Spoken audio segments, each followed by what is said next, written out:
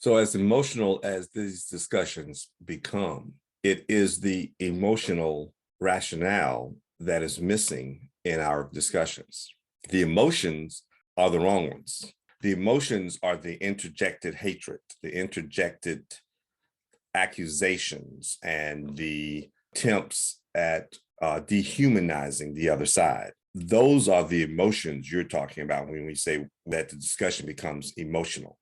What we don't talk about, or what we don't recognize in our discussions, are the emotions of fear, the emotions of dread, the emotions of suffering, the emotions of love, the emotions of regret, the emotions of confusion in trying to make the right decision at the right time.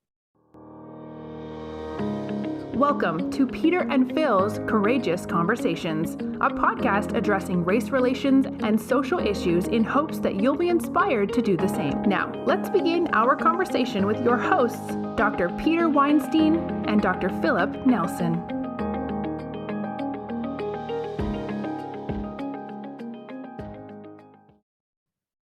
Good day, Dr. Nelson. Pleasure to see you again. Good morning, Dr. Weinstein. How are you doing today? I'm doing okay.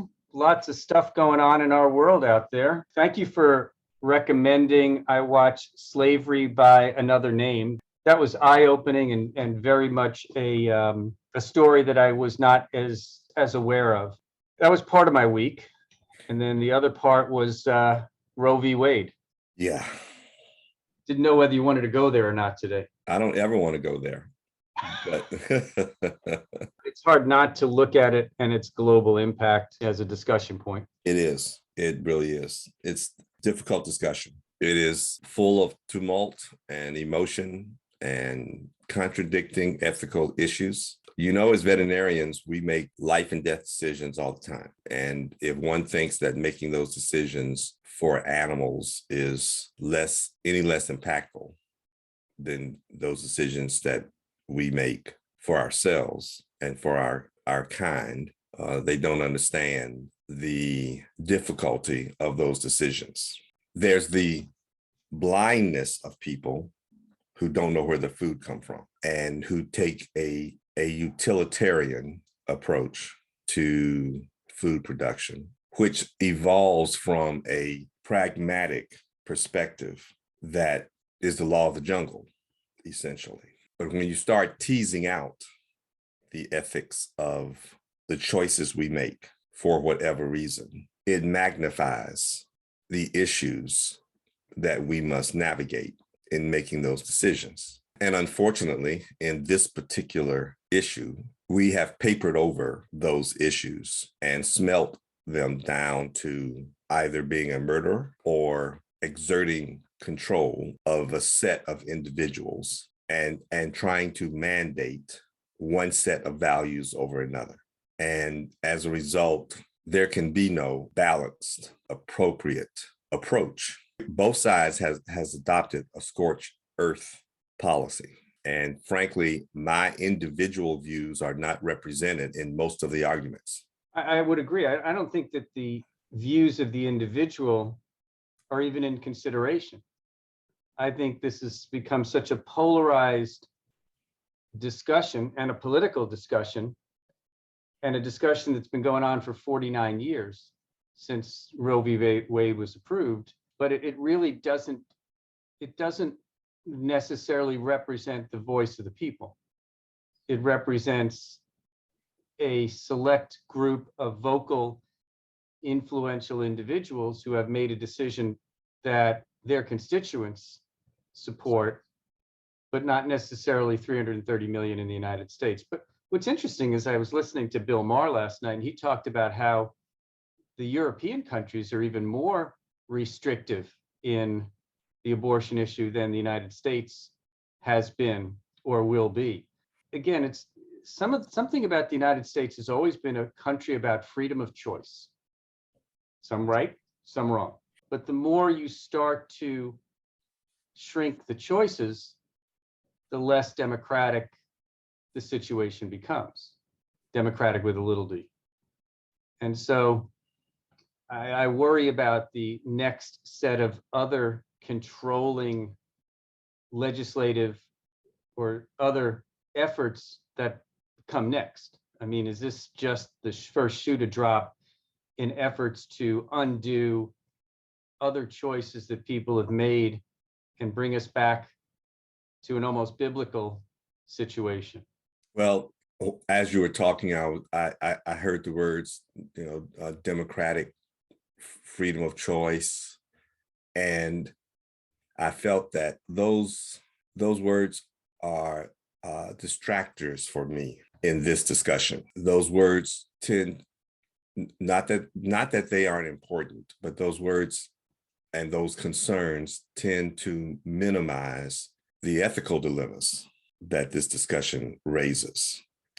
And that this discussion didn't start 40-some years ago. Roe versus Wade was just a historical marker of a discussion that began centuries ago. This is a health issue, both for the unborn child and for the mother. And I've never heard a rational discussion about this issue.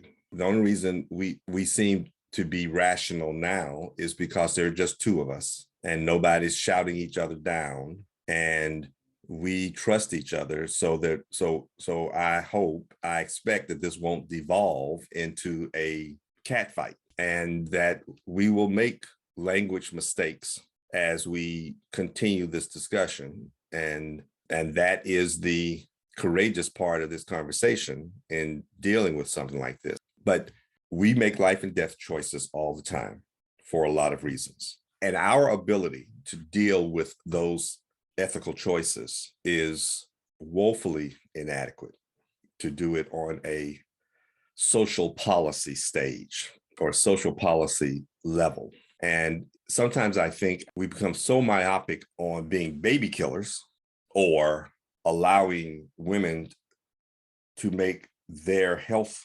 decisions just as any man would, that we lose sight of the fact that we also are uncomfortable in terminating life on the other end of the spectrum.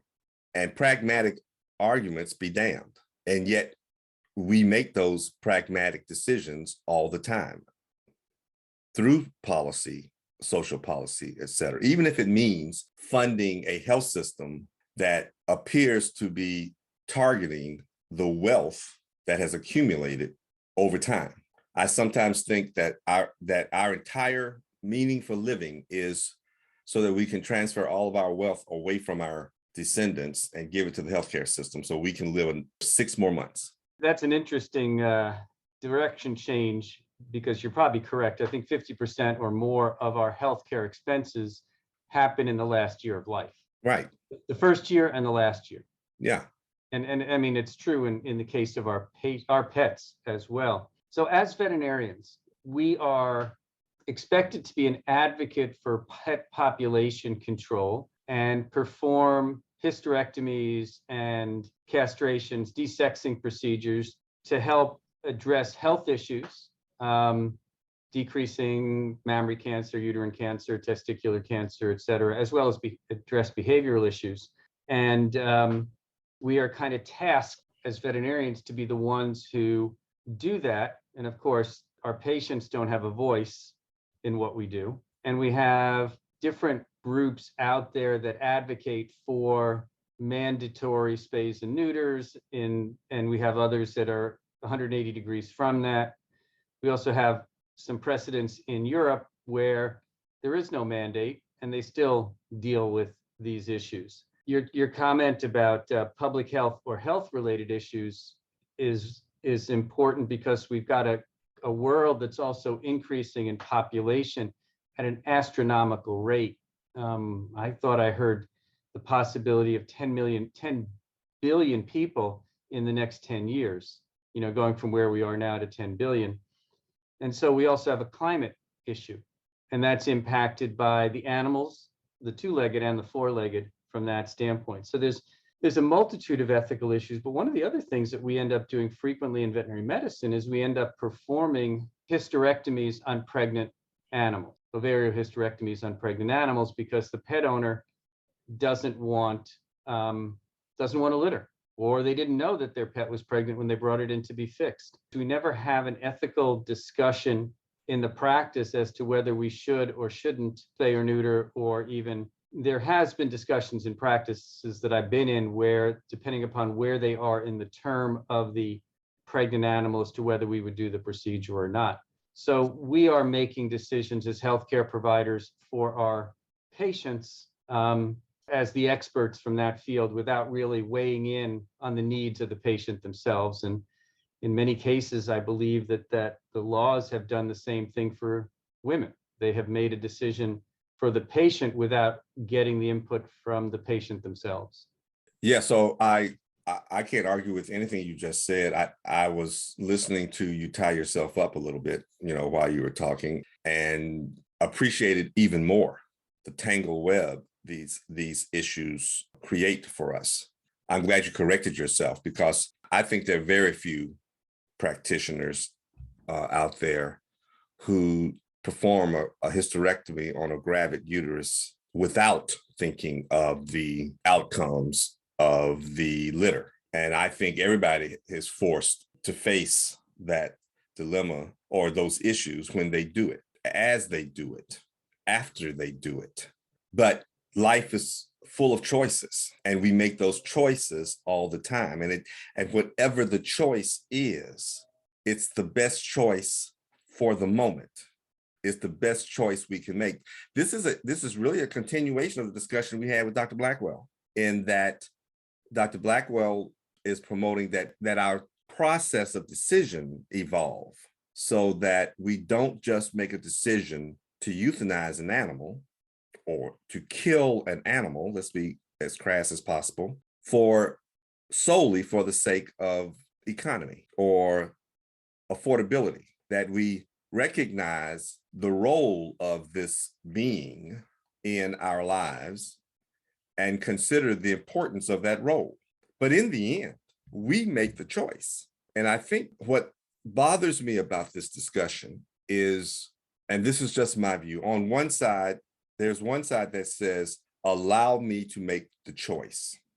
Allow me to consider all of the parameters. And then if there is a tool available that I can use, allow me the opportunity to consider that tool. And then there's the other side that says, we're going to make the choice for you, regardless of circumstances, regardless of situations. And we're going to adopt such extreme conditions to prevent you from using the tool ever, that we're going to obfuscate the argument even further about when is life. And there's an inconsistency between not using a tool, even if you don't know you're pregnant, but using birth control, which essentially does the same thing. You started, before I jumped in last time, you were starting to head down a completely different road than I was expecting, which was the end of life discussion. Yes. And they're the same. They're the same discussions. Our value of life. Correct. So in veterinary medicine, we are given a power to, with the consent of a pet owner and with an understanding as to what the status of the health of a patient is, to provide a good death, to put an animal to sleep, to end suffering, pain, etc.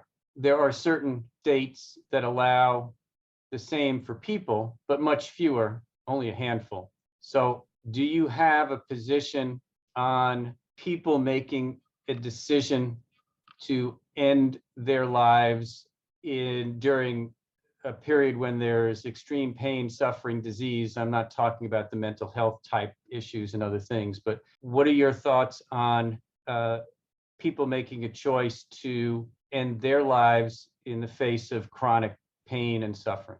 I do have a position. I'm not sure I want to share the position, only because I don't want to overly bias the conversation. And you may glean my position, but you should know that my position is as wispy as a spider web, because of the integral relationships of the issues that affect this discussion. But I will say that I can summarize my position by saying that as a society, our actions in this regard are infantile. Life is life. And yes, we value human life more than others because that's our species. But we sometimes act sanctimoniously when we can kill a cow for beef or a goat for nurture or go fishing for salmon or halibut. We rarely say thank you for giving up your life. We rarely go through any ceremonial response. We rarely recognize the sacrifice that was made for us to continue. And yet, when it comes to our father or our mother or our sister, or even a homeless person in some cases, that's not related to us at all, but it's a human being, we suddenly sanctify that life, raise the importance of that life to unheralded heights that affect and allow that to affect our judgment. And veterinarians deal with that pragmatism every day. So much so that we're now beginning to question just when should I choose euthanasia and when shouldn't I choose euthanasia? So I can give you 3 scenarios that challenge our views in life. I'm sure you've had the opportunity to induce serenity in a family unit by euthanizing an ailing, aging animal. I've had several instances where I have gone to the home of my best clients or my close friends who had, in one particular instance, it was a German Shepherd that was nearly 17 years old and had been in chronic pain for about a year and could barely ambulate and would whimper in his sleep. And the owners decided, as much as they loved this dog, that they couldn't take this torture anymore. They felt he was suffering. His quality of life was such that if he could take his own life, he would have. And they asked me to euthanize him, but they wanted him euthanized at home in his own surroundings. And they invited Doris and I for breakfast. I walked in, I played with the dog, and then I gave him a tranquilizer, and then we ate breakfast. And while we were eating breakfast, essentially they were memorializing the dog. They were talking about all the things that he had done as a puppy and as a young dog and how he used to bring them gifts of rabbits and stuff, that he had hunted down. And then after breakfast, I completed the task. And every time I took a life, it affected me because that's not why I became a veterinarian. On the other hand, the act of actually taking that life affected me. And then immediately after that, I helped them dig a grave. And I understood that my act provided serenity for them. So you tell me, would it have been better to outlaw or make illegal the use of a drug that allowed easy passing and that stopped the pain and provided a basis for healing for the family? Or was it better that we had that tool to use judiciously? I think in my role in private practice, we used the tool very judiciously.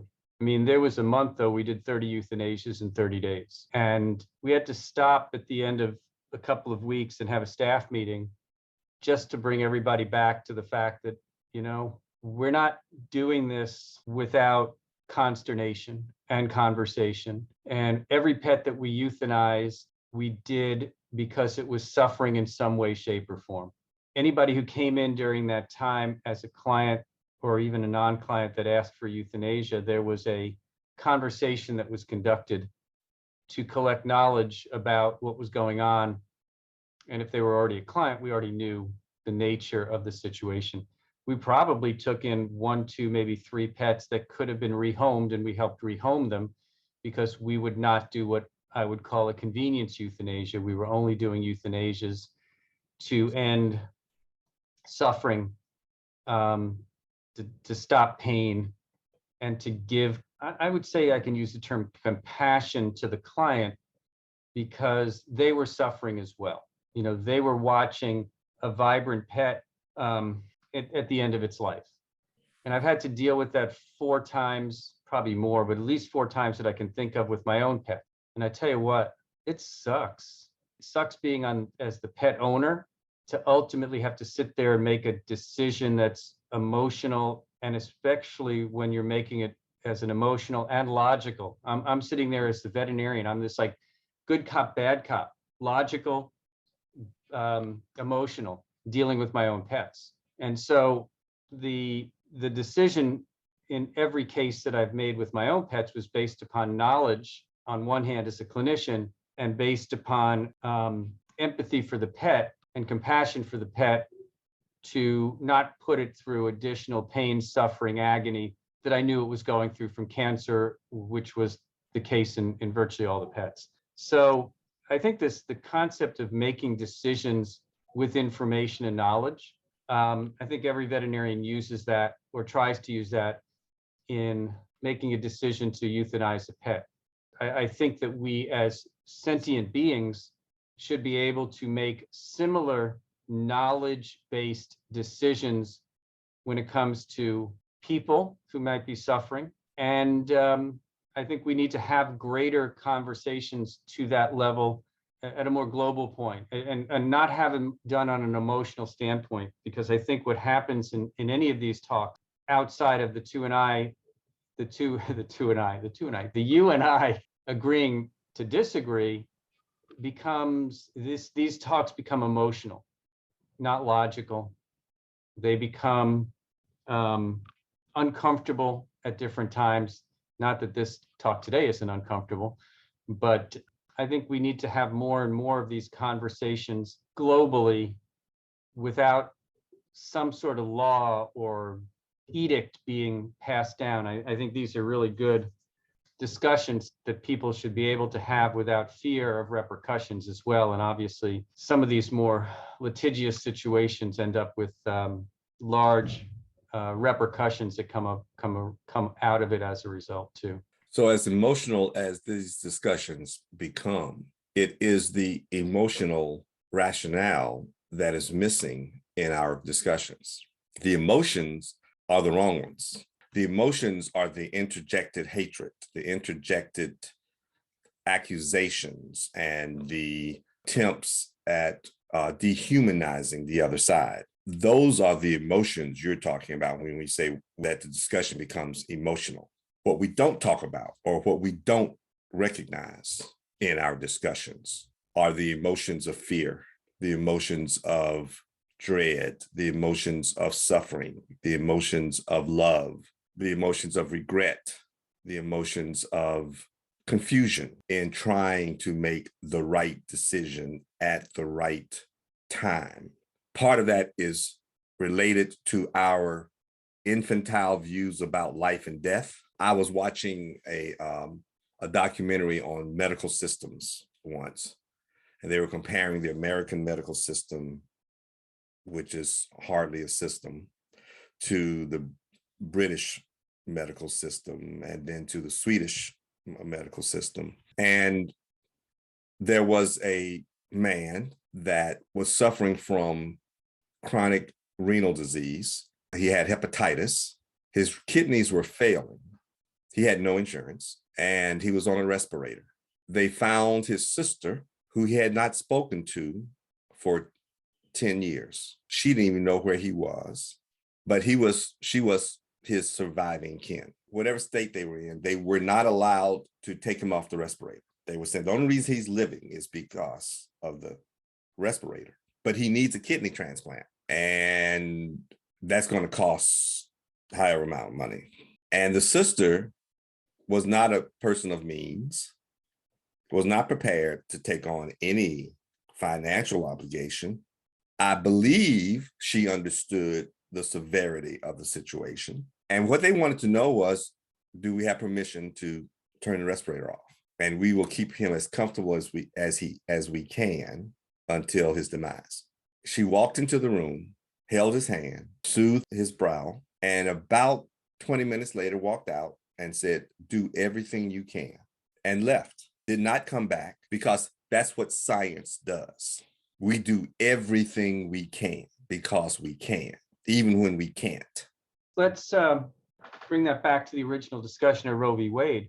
This was something I read on one of the social medias, but what if you are the parents of a child and you do some genetic testing and find that there's a fatal genetic abnormality where the child will be either stillborn or born and last less than 24 hours after birth. And you are given a choice to terminate or go through term. With the current laws, depending on which state you're in, you have a choice. With the proposed laws, you have no choice. But that's the other extreme from this old gentleman, because here you have science, you have knowledge, you have understanding. This is a terminal disease, and you can make the choice, but the parents are there to make that choice. Yeah, but what you don't have is prescience. Right. You cannot predict the future. And 9 guys dressed in robes can't either. Whatever the choice you make with the knowledge that we now have or can derive is going to be difficult. And I can't tell you that either choice is right, because we have people with those genetic defects that contribute mightily to society and are glad they are alive, even with the pain that they're suffering. However, we also have people who have been discriminated against because of their genetic abnormalities and don't want that for their children because they believe that that is a form of suffering they do not want to induce or expose their progeny to.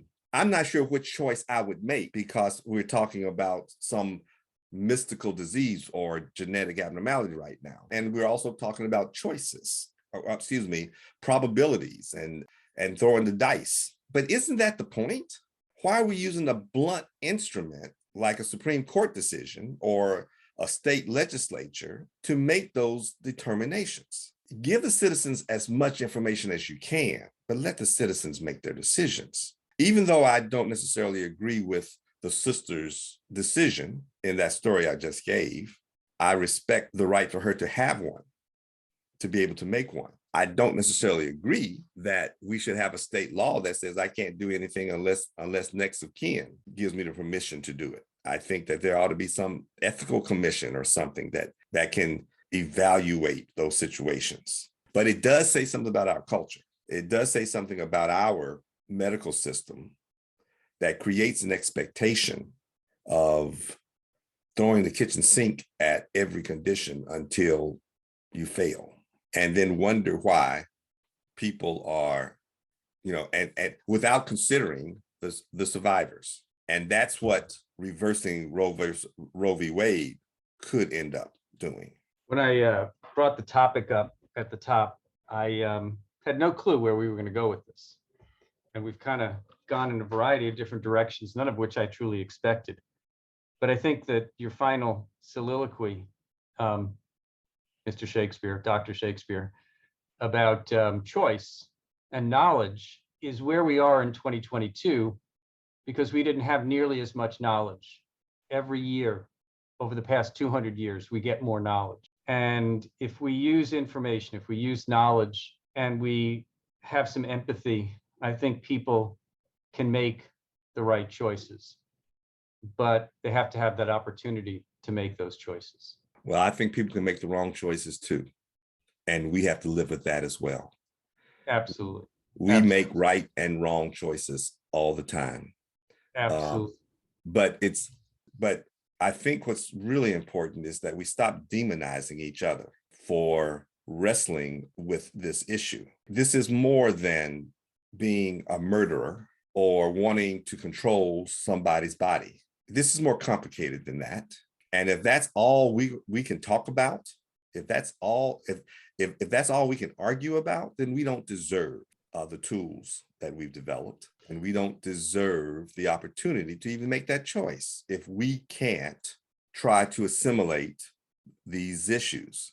I just finished my PBL group, and whenever they got into a learning issue that was a little thorny, they would say it's complicated. And I think that what we have to do is realize just how complicated it is. When I was a fledgling veterinarian, I just graduated and just started my first job at Mississippi State.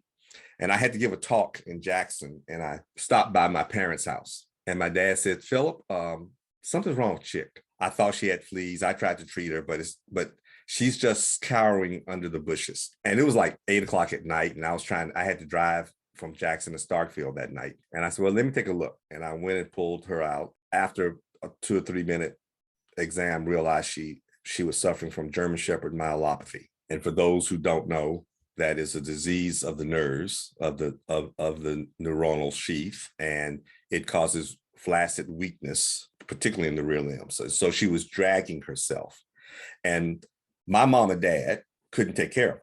And it is a terminal disease, by the way. We have no treatment for it yet. And so I did relief work for my mentor, and I had a key to the clinic. And I realized there was nothing we could do. And I said, how long has she been like this? And my dad said, 3-4 months. And I said, why didn't you take her to the clinic? Why didn't you call me? And then I realized I was pointing fingers. It was too late. So I took her to the clinic. I bathed her. I talked to her. She was our blood donor in that clinic. If we needed blood, I had trained her. I could put her on the table, and she would lay her paw in my hand so I could draw blood. And when I put her on the table, she put her paw in my hand so that I could euthanize her. It was a betrayal of trust for me. And yet I knew it was the right thing to do. My dad started crying almost immediately. I held it together until I got my dad back home and then got on the highway. That was normally a 2.5-hour trip. It took me 4 hours to get home because I had to keep pulling over to the side of the road to cry. These issues are fraught with emotion, and yet whatever the decision, it's difficult. It's going to be difficult. And we can't paper over it with legislation the way we're trying to. Thank you for sharing that story.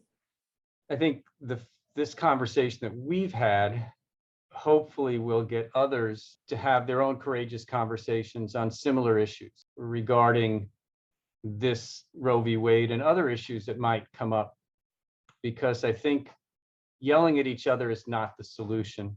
Talking with each other logically, emotionally, and scientifically, at least you can listen and hear and hopefully learn. So this was a tough one, Phil. I was. Yeah, you're the one who brought it up. Or maybe the Supreme Court did. I don't know. At least it was a worthy discussion. Thank you for participating. Yeah, no. Well, we'll find something more upbeat so we can beat each other up next time. Now that I'm looking forward to. Thank Nationwide again for putting up with us and supporting our conversations in whatever direction they go. Thank you for joining us for another courageous conversation. Be sure to follow us and check back next week for more.